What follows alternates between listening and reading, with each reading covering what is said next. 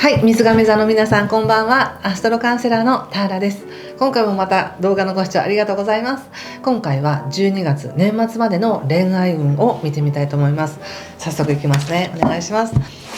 どなたか今好きな人がいるとかお付き合いされているかとかそういうのはもう関係なく、また年齢や性別も関係なく、自分がなんか大事だなと思う人との関係において何かヒントになればなと思って見ています。はい、もちろん皆さん置かれている状況それぞれ違うので、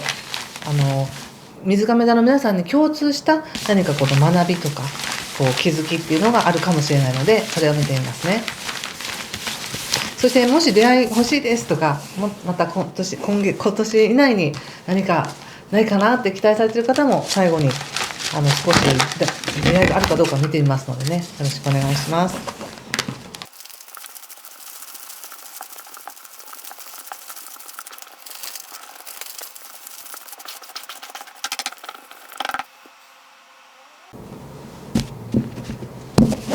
まずね、どなたか思い浮かべて聞いていただければと思いますが、その人との関係性、ソードエース、ちょっと後で解説しますね。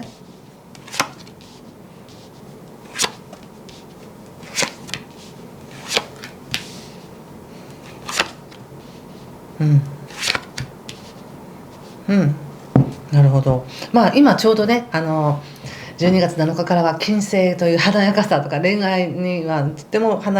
使える金星という星が水亀座に入ってくるので、自分を照らされる、自分はもっと美しくなれる、もっと綺麗になれる、自分にもっと価値を置けるみたいな感じの時ですし、じゃあ誰かとの関係もどうですかって言ったら、なんだか新しく行こうみたいな、そんな感じなんです。ちょっとキリッとしてる感じですね、エネルギーが。でもこれはなぜかって言ったら、水亀座さんがちょっとねすがすがしいんですよなんかうじうじしてないっていうか、すごく自分で立ってるって感じがします。今感じるエネルギーですけどね。自分で自分を整えようとしてるとか、相手に依存するのではなく自分で自分を喜ばせようとか、なんかそういうのがちゃんとできてるんだなと思うんですね。なのですごく健全にナチュラルに他者と関わることが嬉しいっていう感じです。なのでもちろん今好きな人がいるとか、そういう好きな人がねいらっしゃる方にとっては、本当にこの人好きみたいな感じで楽しいって感じだと思いますし、これからももっと仲良くしていきたいな、もう来年になったら一緒にこんなこともしたいなみたいな夢も希望もあるし、とてもすがすがしいエネルギーですね、水亀座の皆さんね。そして相手もちょっと似てるというか、ゆっくりとなんですけれども、なんかプラスの方に自分を持っていこうとしてる、自分の人生においてきっとこっちの方がいいんだろうなとか、こうするべきなんだろうなっていうところに健全に向かっていこうとしてるって感じがあるんです、この相手の人も。だからこそすごく合うっていうのかな。そうだからこそすごく合って、この2人が一緒に関わることによってより強くなる何かのエネルギーが、何かを推し進めていくエネルギーだったりとか、人生を切り開くエネルギーというのがより強くなってる感じがします。なのですごくいいマッチだなと思います、これはね。ただ相手の方ってそんなに全然焦ってなくって、なんか水亀座さんが好きにしていいんだよみたいな感じもありますね。絶対こうしてほしいとかっていう思いを持ってこっちに向かってきてるかっていうとそうではなく、自分は自分だし水亀座さんは自分で好きなことがあるんだよねって、その時間も大事にしてねみたいな感じがあって、すごく大人な感じですね、これはね。鳳凰の逆とペンタクスの9の逆が出ています。だからとても精神的にも信頼できるし、きっとこれからもずっと続いていくんだろうなっていうような感じなんですけれども、でも全然焦ってない。それはいつまでにとかいうのも決めてないし、流れに身を任せて、ただ方向性としてはちゃんと分かってますよとか思ってますよとか、お互いのタイミングが来たらまた何か進むかもねぐらいの感じです。で水亀座さんもそれに対して全くもって同意というか、とにかく今この瞬間は本当に関われて嬉しいですとかね、感情がとても満たされています。ここでラブっていうのが出ているので、楽しい嬉しい心から愛が溢れてくるって感じで、これはこの特定の人だけじゃなくてもなんだと思います。例えばお友達に対してもとか、仕事で関わる人に対してもとか、なんだか水亀さん自身がなんか今ね、自分を保つエネルギー、すがすがしく保つエネルギーがあるので、なんだか友達に対してもすごく平等に向き合っていくし、誰に対してもおそらくこういう感じなんだと思います。今誰に対しても愛と感謝を持って向き合っていけますよって感じ、いいですね。だからこそ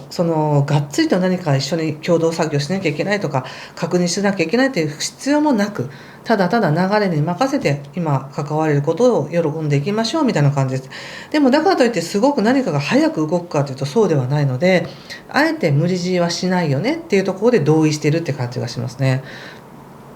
すごくいいですね。あえて気をつけること見てみましょうか。なんかいい感じだからね。あえて気をつけることなんでしょうか。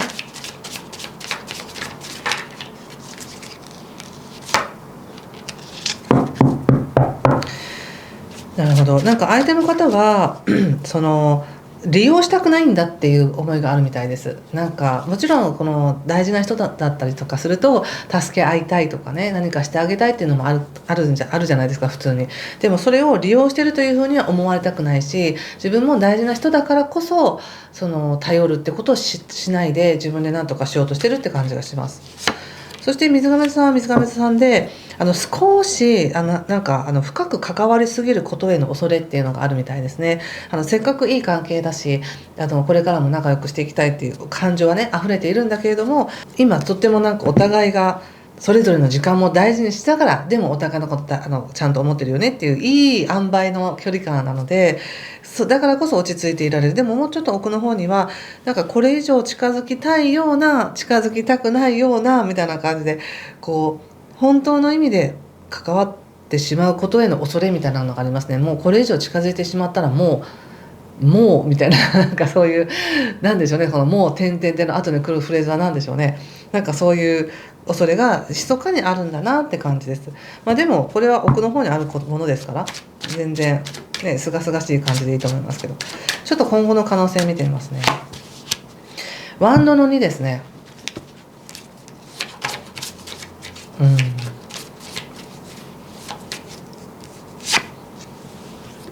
自分を与えるっていうカードも出ています。ワンドの2っていうのはどちらの道を進みますかとかどれを選びますかみたいな感じもあり、でも結局のところ選んでるようで最初から決まってたよねみたいな感じの意味でもあるので、なんかこの関係性っていうのもなんかもうちょっとこうした方がいいのかなとかああした方がいいのかなって考えるけど、結局のところ答え一つしかないよねっていうような感じです。なのでまだまだ続いていくし、まだ展開していくなって感じがあります。でその上でもう一番引いたカードっていうのが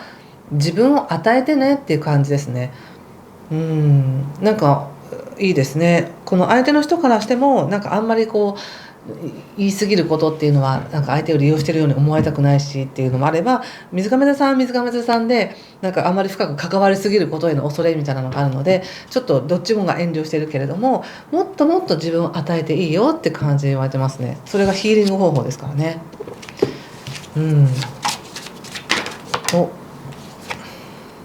そう官能っていうカードが出てますね。官能、お互いに反応し合うよって、自分を与えようとすればお互いに自分を与えようとすれば感応し合うし、もっと高揚していけますよって感じで言われてます。すごいなんかいいですね。ラブラブな感じですね。はい、どうでしょうか。もし何かいやそうなんですよ今ラブラブなんですよっていう方はいいねボタンやねコメントで教えてくださいね。ちょっと新しい出会いを求めている方見てみましょうか。